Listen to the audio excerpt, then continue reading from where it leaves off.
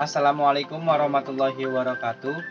Baik teman-teman semua, saya di sini Aiman Hakim dari Universitas Pamulang, Fakultas Ekonomi dan Bisnis. Saya di sini akan sedikit menjelaskan mengenai materi selayang pandang bahasa Indonesia di mata kuliah Bahasa Indonesia. Baik teman-teman semua, pada pertemuan kali ini saya akan dibantu oleh teman kelompok saya yang akan menyampaikan mengenai latar belakang bahasa Indonesia, sejarah bahasa Indonesia, fungsi bahasa Indonesia, dan kedudukan bahasa Indonesia, serta peran masyarakat terhadap bahasa Indonesia. Latar belakang selayang pandang bahasa Indonesia. Bahasa Indonesia merupakan bahasa persatuan Republik Indonesia, di mana bahasa Indonesia dikatakan sebagai pemersatu karena telah menyatukan ratusan bahasa daerah, suku bangsa, ras dan agama, serta kebudayaan di dalamnya masing-masing. Jumlah penutur bahasa Indonesia saat ini mencapai 267 juta jiwa, namun belum termasuk penutur asingnya. Selain digunakan oleh orang Indonesia, bahasa Indonesia juga dipelajari oleh warga negara asing, berbagai negara yang sedang mempelajarinya. Salah satunya ada Belanda, Rusia, Jepang, Korea Selatan, dan lain sebagainya. Pemerintah melalui Kementerian Pendidikan dan Kebudayaan membuat program bahasa Indonesia bagi penutur asing atau BIPA yang telah mengajarkan bahasa Indonesia di 36 negara. Alasan negara lain mempelajari bahasa Indonesia salah satunya karena pangsa pasar Indonesia yang sangat bagus. Jadi harapan mereka agar bisa berinvestasi di negara kita atau di negara Indonesia. Dan salah satu syarat bisa bekerja di Indonesia adalah bisa berbahasa Indonesia, seperti yang tertera pada Undang-Undang Nomor 24 Tahun 2009 yang mengatur penggunaan bendera, lambang, dan bahasa Indonesia. Baik, di sini saya akan menjelaskan tentang sejarah bahasa Indonesia. Bahasa Indonesia pertama kali diperkenalkan pada tanggal 28 Oktober 1928. Ya, betul sekali, itu adalah peristiwa Sumpah Pemuda, yang mana terdapat pada poin 3, yaitu tentang bahasa persatuan bahasa Indonesia. Nah, pada saat itu masyarakat bertanya-tanya apa itu bahasa Indonesia dan kenapa menggunakan bahasa Melayu bukan bahasa Indonesia. Ada beberapa alasan kenapa bahasa Indonesia diadopsi dari bahasa Melayu. Yang pertama karena faktor sejarah, yang kedua bahasanya mudah dipahami, yang ketiga sudah digunakan dalam bahasa sastra, yang keempat sudah digunakan dalam korespondensi. Yang pertama karena faktor sejarah, di mana bahasa Melayu itu berasal dari Taiwan jauh sebelum Masehi. Bahasa Melayu migrasi ke daerah selatan, yaitu ke Borneo, Filipina, Malaka, dan Sumatera. Nah, digunakan untuk berdagang. Singkat cerita, jatuhnya Malaka ke Portugis menyebabkan adanya perubahan menandai dimulainya peradaban bahasa Melayu modern, yang mana sudah masuknya kosakata dari Eropa, yaitu Belanda dan Inggris. Sejak saat itu surat menyurat sudah digunakan dalam bahasa Melayu. Nah, bahasa Melayu juga berperan penting dalam dunia pelayaran dan perdagangan. Pernah juga digunakan pada masa kerajaan, yaitu Kerajaan Majapahit dan Sriwijaya. Kemudian timbullah pertanyaan, kenapa bahasa Belanda tidak digunakan? Karena bahasa Belanda itu tidak begitu dimengerti, kemudian karena wujud nasionalisme pemuda pada saat itu. Yang ketiga, sudah digunakan sebagai bahasa sastra, yaitu karena sudah digunakan dalam suatu karya sastra angkatan Balai Pustaka seperti Belenggu, Siti Nurbaya, dan sebagainya. Dan yang terakhir, yaitu yang keempat, sudah digunakan sebagai bahasa korespondensi, yaitu yang mana korespondensi itu adalah surat menyurat. Nah, sebenarnya sebelum Sumpah Pemuda diikrarkan, bahasa Melayu sudah digunakan untuk surat menyurat di Nusantara. Contohnya seperti surat perjanjian, dalam prasasti, kabar pengumuman, dan sebagainya. Itu untuk menyampaikan sebuah informasi kepada masyarakat. Nah, itulah penyebab kenapa bahasa Melayu digunakan.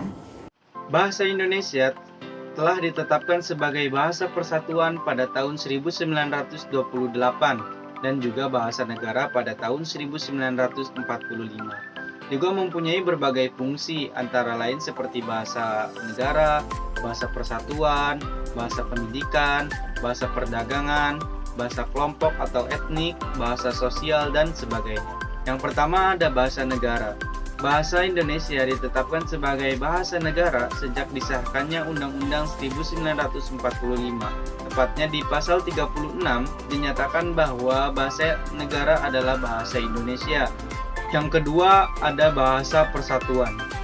Sebanyak 267 juta jiwa penduduk dengan 718 bahasa daerah disatukan oleh satu bahasa persatuan. Dan yang ketiga ada juga bahasa pendidikan. Bahasa Indonesia digunakan sebagai bahasa pengantar pendidikan di semua jenjang pendidikan di Indonesia. 4. Ada bahasa perdagangan.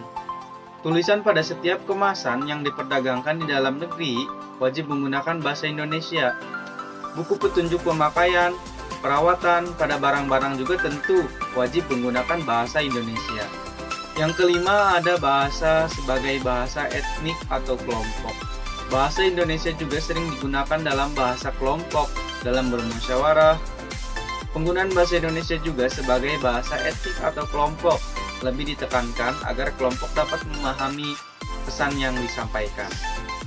Dan yang selanjutnya yang terakhir adalah bahasa Indonesia juga sebagai bahasa keagamaan. Bahasa Indonesia digunakan sebagai bahasa syiar agama selain bahasa agamanya. Bahasa Indonesia mempunyai dua kedudukan yang sangat penting, yaitu sebagai bahasa negara dan bahasa persatuan. Bahasa negara merupakan bahasa yang secara hukum diakui sebagai bahasa identitas suatu negara yang dicantumkan pada pasal 36 1945 dan di mana bahasa diakui oleh negara karena bahasa Indonesia merupakan identitas bangsa di mata dunia.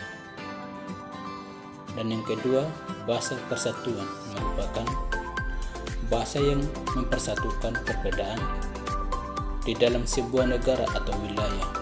Karena ratusan bahasa daerah yang ada di Indonesia, maka disatukan dalam satu bahasa, yaitu bahasa Indonesia. Tujuan dalam kedudukan sebagai bahasa Indonesia adalah persatuan atau lambang kebanggaan dalam kebangsaan, identitas nasional, dan alat terhubung antara warga, antara daerah, dan antara budaya, serta alat persatuan suku, budaya, dan bahasa Nusantara. Apakah selama ini pemerintah sudah memainkan peran diplomasi bahasa Indonesia di ruang internasional? Sepertinya sudah ya, setahu saya selain tadi Kemendikbud telah merilis atau menyusun kamusnya masyarakat telah ada di 52 negara yang telah membuka prodi khusus bagi bahasa Indonesia seperti negara Inggris, Amerika Serikat, Jepang, Korea Selatan, dan negara yang lainnya. Itu saja pertanyaan dari saya dan itu penjelasannya dari Ibu Serina Sitial. Selanjutnya kesimpulan. Dari pemaparan sebelumnya dapat diambil poin-poin penting, yakni bahasa Indonesia merupakan bahasa Kesatuan Republik Indonesia. Poin pertama, sejarah bahasa Indonesia. Bahasa Indonesia pertama kali diperkenalkan pada tanggal 28 Oktober 1928, yakni pada peristiwa Sumpah Pemuda pada poin ketiga. Bahasa Indonesia sendiri diadopsi dari bahasa Melayu. Bukan tanpa sebab, terdapat beberapa alasan yang menyebabkan bahasa Melayu yang kemudian diadopsi sebagai bahasa Indonesia. Sebagai berikut. Yang pertama, faktor sejarah dari bahasa Melayu itu sendiri. Yang kedua, bahasa Melayu cenderung mudah dipelajari. Yang ketiga, bahasa Melayu sudah digunakan sebagai bahasa sastra dan sudah digunakan dalam bahasa korespondensi. Poin kedua yaitu fungsi bahasa Indonesia. Terdapat 7 fungsi, yaitu sebagai bahasa negara, bahasa persatuan, bahasa pendidikan, bahasa perdagangan, bahasa etnik atau kelompok, bahasa sosial, dan juga bahasa keagamaan. Poin ketiga yaitu kedudukan bahasa Indonesia. Bahasa Indonesia memiliki 2 kedudukan, yang pertama sebagai bahasa negara, dan yang kedua sebagai bahasa persatuan. Peran masyarakat terhadap bahasa Indonesia. Tugas kita adalah menguatkan bahasa Indonesia agar diterima sebagai bahasa regional, bahkan internasional. Caranya adalah dengan berbangga. Bangga menggunakan bahasa Indonesia, bangga belajar bahasa Indonesia, bangga mengajarkan bahasa Indonesia, dan bangga melestarikan bahasa Indonesia itu sendiri.